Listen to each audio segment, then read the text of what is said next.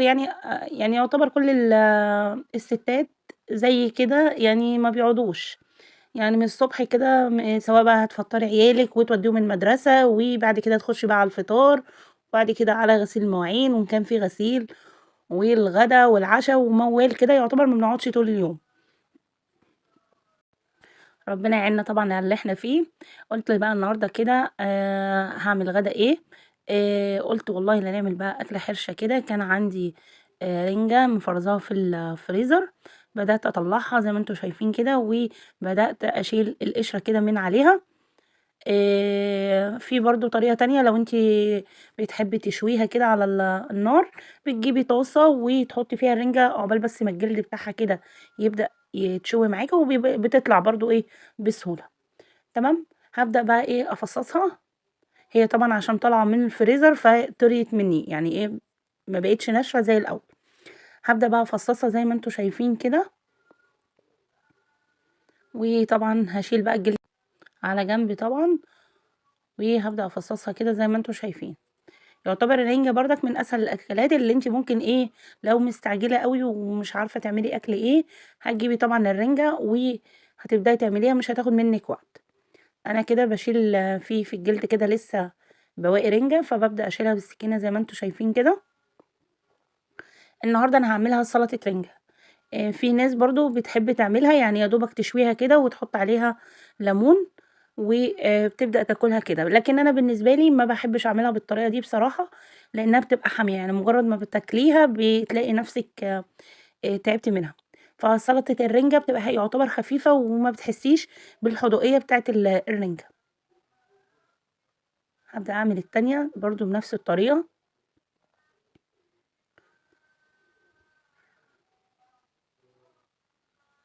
زي ما أنتم شايفين كده. طبعًا هنحمّر بقى جنبها بطاطس ونقطّع خيار وهنضبّط الدنيا. هنا بقى كنت جِبت الكبّة وهابدأ أدّيها ضربة في الكبّة. أنا باحب أعملها بكده. في ناس بتحب تقطّعها قطع صغيّرة ما بتضربهاش في الكبّة. أنا أمّا باضربها في الكبّة باحس إن هي بترمي معايا كتير عن التقطيع. تمام. ضربتها بقى في الكبّة وحطّيت طبعًا معاها شوية من الزيت عشان تبدأ تلِف معايا في الكبّة. ما باضربهاش أوي يعني نُص ضربة كده. وجِبت طماطم وفلفل زي ما أنتم شايفين، وهابدأ أقطّعهم كإنِّك بتقطّعي سَلطة بالضبط. هي سهلة جدًا وعايزة أقول لكم طعمها بيبقى حلو جدًا، يعني لو جربتوها بالطريقة دي هتعجبكم. هابدأ أقطّع زي ما أنتم شايفين كده.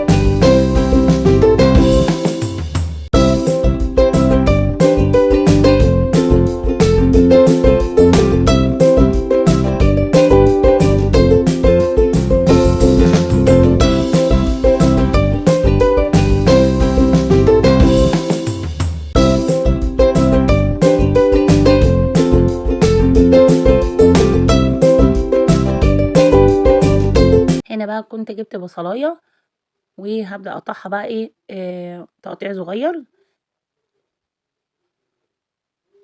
زي ما أنتم شايفين.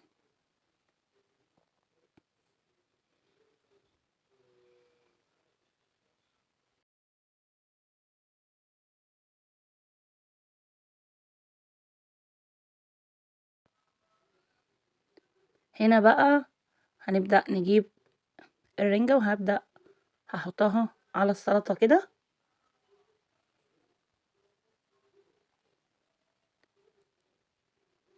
هابدأ أقلّبها وهاحط الأول كده شوية من الطحينة، وحطيت طبعًا شوية من الخل، ولو حابة لو هي دلع والّا حاجة ممكن تحطي لها حبة يعني توابل أو كده لو أنتِ عايزة تضبّطيها يعني أكتر من كده، بس أنا بالنسبة لي يعني ما باحبش أحط عليها ملح بصراحة، عشان ما تبقاش حامية علينا، هي مجرد بس الطحينة حبة الخل أو ليمون، مش أكتر من كده. تمام، هنا بقى كنت طبعًا قشّرت كده بطاطس، هنعمل جنبها شوية بطاطس، تبقى طعمها جميلة يا جماعة، عايزة أقول لكم هي الرنجة دي عندي إدمان، يعني ما باعرفش أستغنى عنها، يعني ممكن أعملها في الشهر أكتر من مرّة، وبالذات في الوقت اللي أنا بابقى يعني إيه، ما فيش وقت إن أنا أعمل أكل، فباستسهل بصراحة، أقوم قايلة إيه خلاص النهارده هنعمل رنجة. هنا بقى زي ما أنتم شايفين كده قطّعت البطاطس وبدأت أجيب المبشرة، المبشرة دي لسه أنا جايباها جديدة، عايزة أقول لكم حلوة جدًا وسعرها رخيص، دي كانت عاملة 60 جنيه، فيها كذا شفرة، يعني فيها كذا سلاح تقدري تستخدميه. أنا هاعمل بطاطسايتين كده اللي هُم صوابع بُصّوا، بس اللي هي إيه، صوابع رفيّعة خالص بالطريقة بُصّوا اللي أنتم شايفينها دي، بتقطّعها حلو جدًا، تمام؟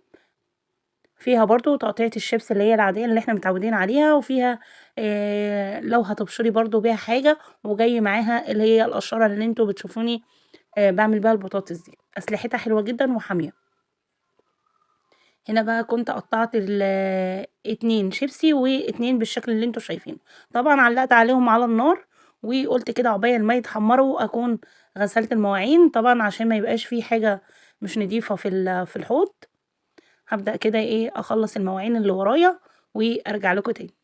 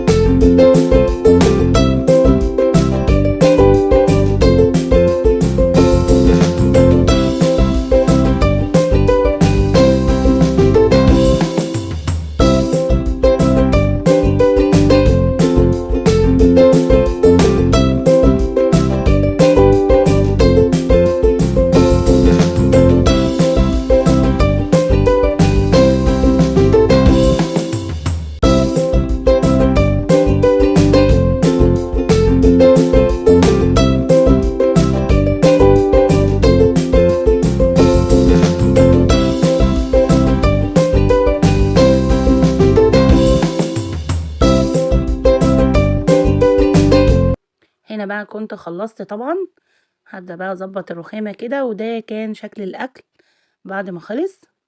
جرّبوا الطريقة دي يا جماعة هتعجبكم جدًا، يا رب الفيديو بتاع النهارده يكون عجبكم ويكون خفيف على قلبكم، ولو عجبكم ما تنسونيش بقى في اللايك والشير، وطبعًا متابعة عشان كل ما ينزل فيديو إن شاء الله تشوفوه.